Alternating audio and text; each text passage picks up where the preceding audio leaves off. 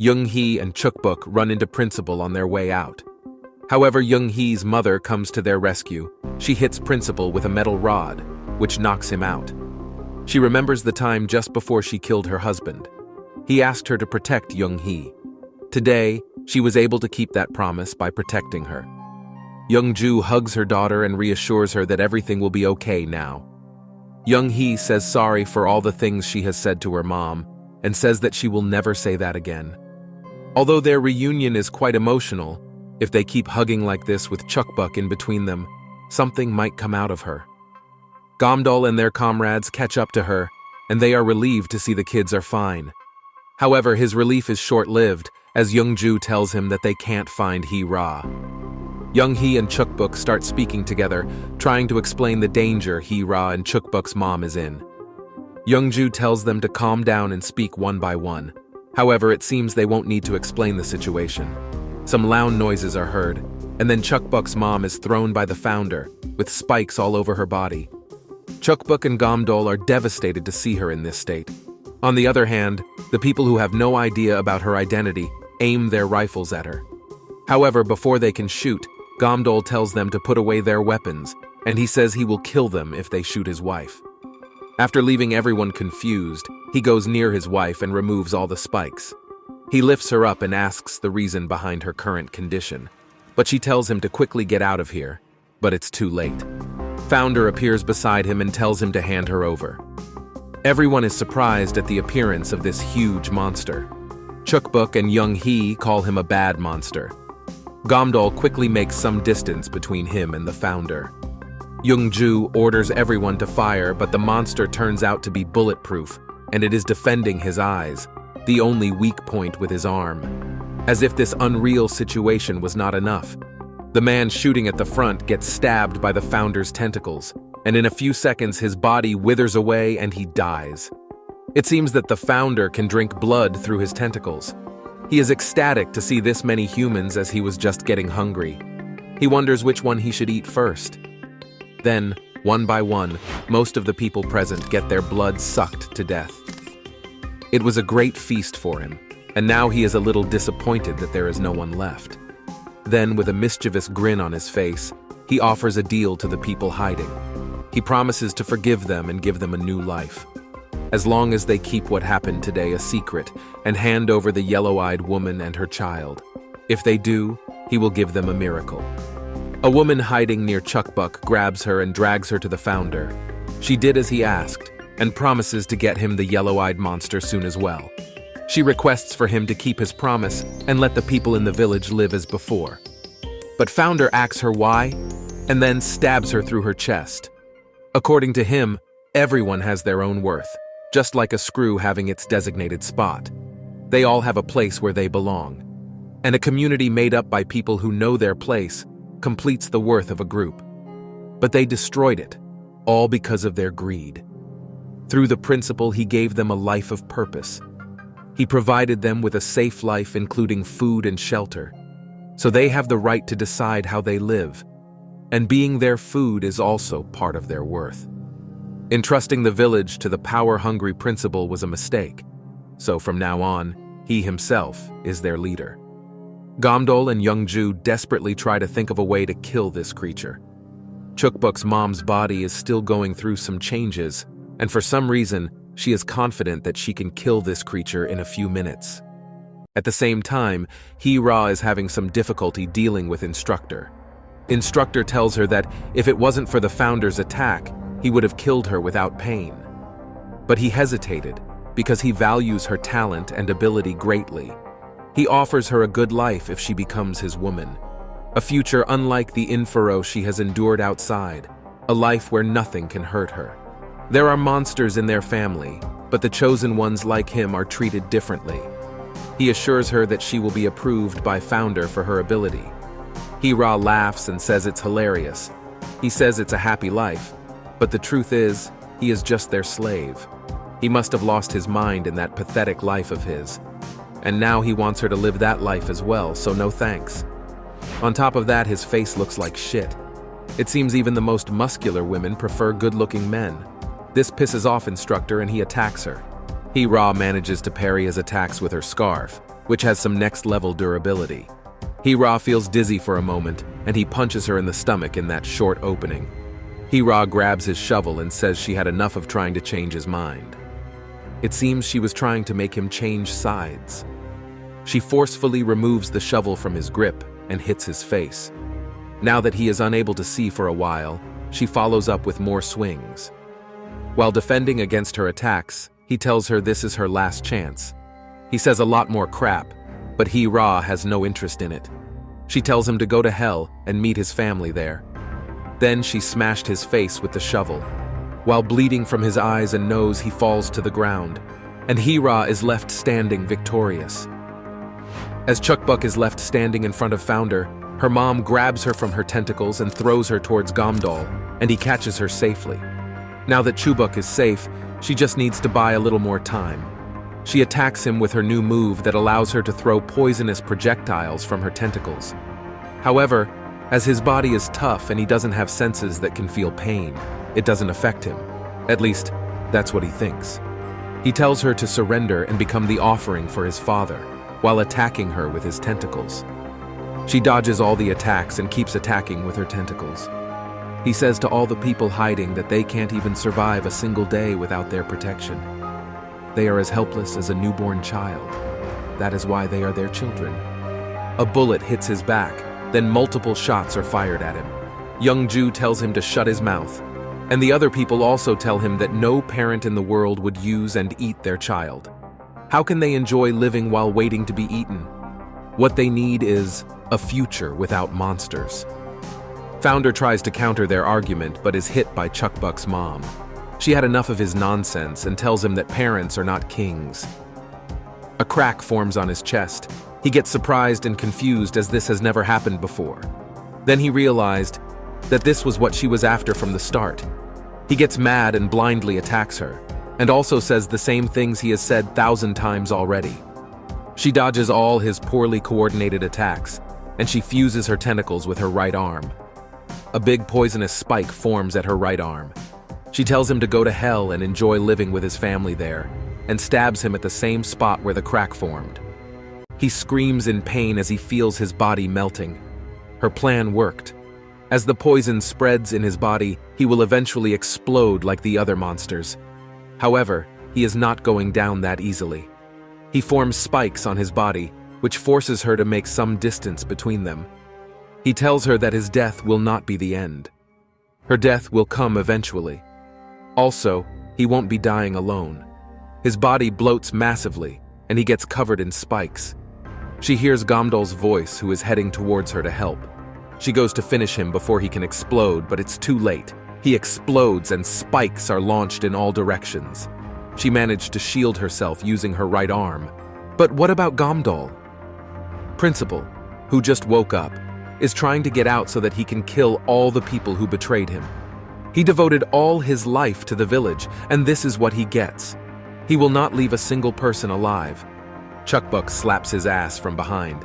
He looks behind to find Gamdol and Chukbuk. Gamdol drags Principal near the other people. Principal pleads for them to hear him out.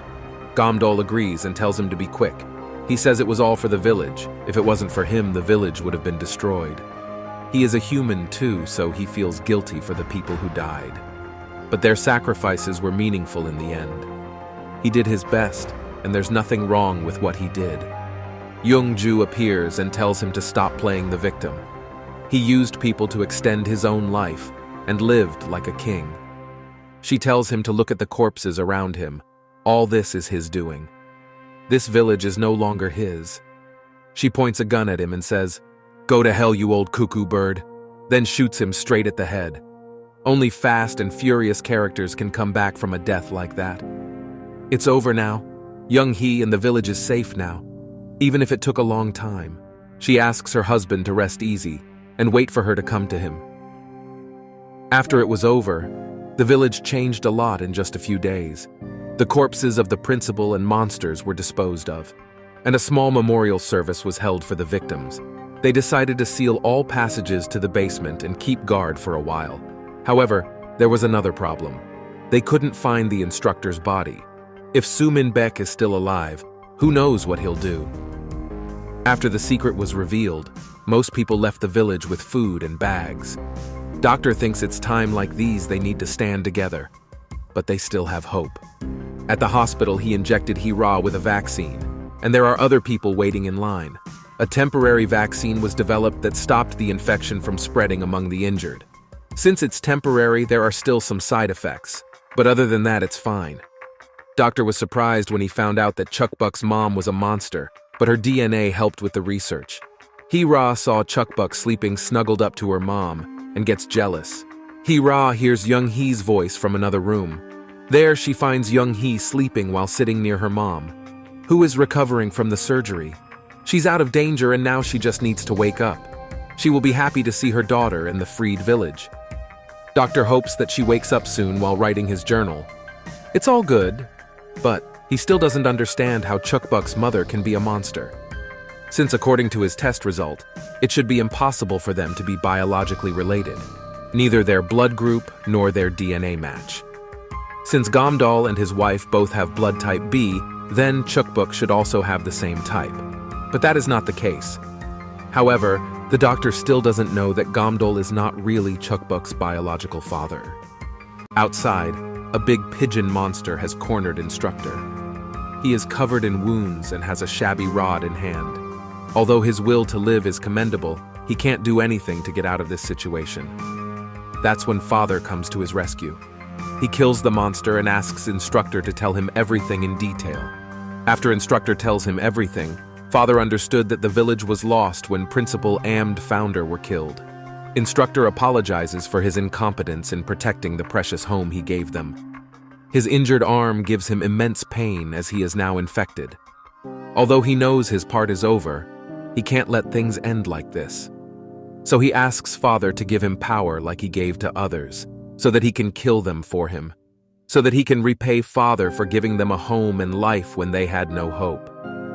Father turns and says, "The pain of realizing you didn't do your best hurts 10 times more than failure." It's a phrase Father got from a book. Anyone can make mistakes, but their outcome can change if they learn from their past mistakes. That is only a part of growing. Father puts his hands on Instructor's head, and Instructor thanks him for his mercy. But for Father, he has crossed the line. He now realized how useless they all are. Tentacles come out from Instructor's mouth, nose, and ears, and he dies. Father regrets trusting those filthy animals. So many family members died and the village was lost. He made so much only to start from the beginning. Right now, his greatest concern is the yellow-eyed woman, as she has grown far beyond his expectations. Now it's time for him to make a move without wasting any more time. A voice from behind him asks him about their next course of action. If they send more family, they will simply be killed. But if they don't hurry, Father will suffer. So what can they do? Father says there's no need to worry, as this time, he will go himself. The voice behind the wall says, the risk is too high. After all, hasn't been feeling well for a while. But for Father, this is the only reasonable action. And he was prepared for this from the beginning. He knows the village inside and out. And also, he has this person to help him out. He asks Jack for his help. Jack says he may not be much of a help, but he'll do his best. It wouldn't be this much trouble if Father had his whole body. It's all because of that woman, who somehow managed to take his body and ripped him to shreds that day. He is willing to sacrifice anything to get his body back. And the key to that is that child, Chuckbuck. She wasn't affected by the sunlight at all, so she must be the one holding the core. If he can get that child's body, his plan will be half a success. For now, their top priority is Chuckbuck. 2 months has passed since that day. Everything has returned to normal in the village. Chuckbuck in her new dress is going somewhere outside. Before leaving, she gives Bear Mom a kiss, and Gamdal sucked up her cheeks with a little too much force, which is understandable since she is so chubby and cute, although her cheeks are now swollen because of that. At Young-hee's house, she is having some difficulty solving some problems, and the question is, what is 2 times 9? But she is able to answer it eventually, and she gets praise and head pats from Young-ju for this. Young-hee is also impressed by her, even though it was a basic question. Her mom stares at her and says, She should have known the answer since she is older than Chukbuk. Young-hee gets mad that her mom is scolding her in front of Chukbuk. Young-ju notices the mood of Chukbuk and decides to end today's session. So Young-hee and Chukbuk decide to go outside to play.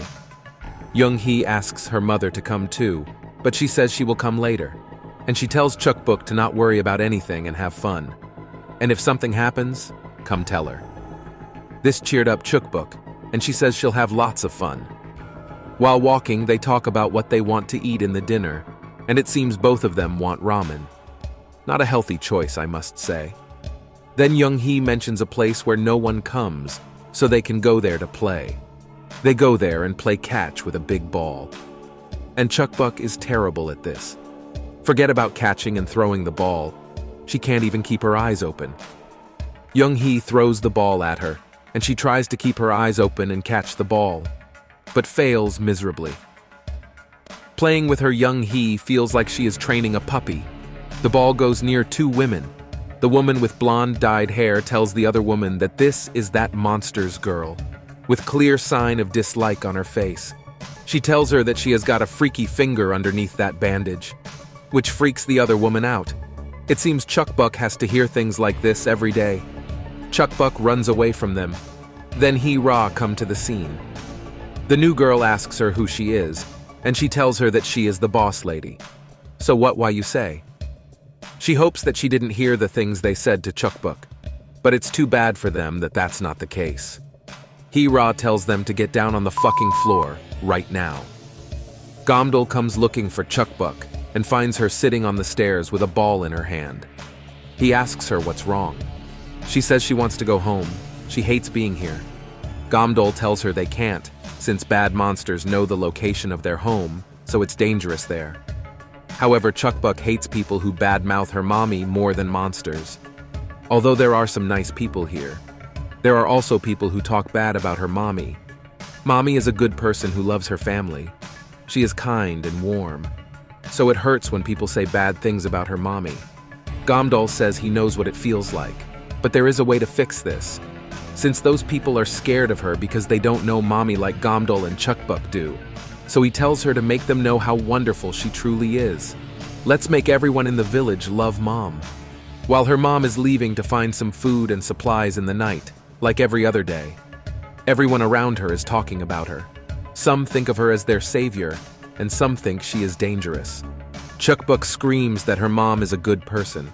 She is kind to her and also very sweet. Gamdol also says she is a sweet wife who loves her husband, and most importantly, she never bites. This makes her feel extremely embarrassed, and she thinks that they are teasing her. Chukbuk wishes her good luck. With that, she leaves for her search after making everyone laugh. Meanwhile, Hee-ra made the two women who badmouthed Chukbuk do plank. They ask if they can get up now, but she tells them to stay like this for 10 more minutes, even though this is what she said 10 minutes earlier as well. In the next part, see the past of our main characters. Until then, click on this video.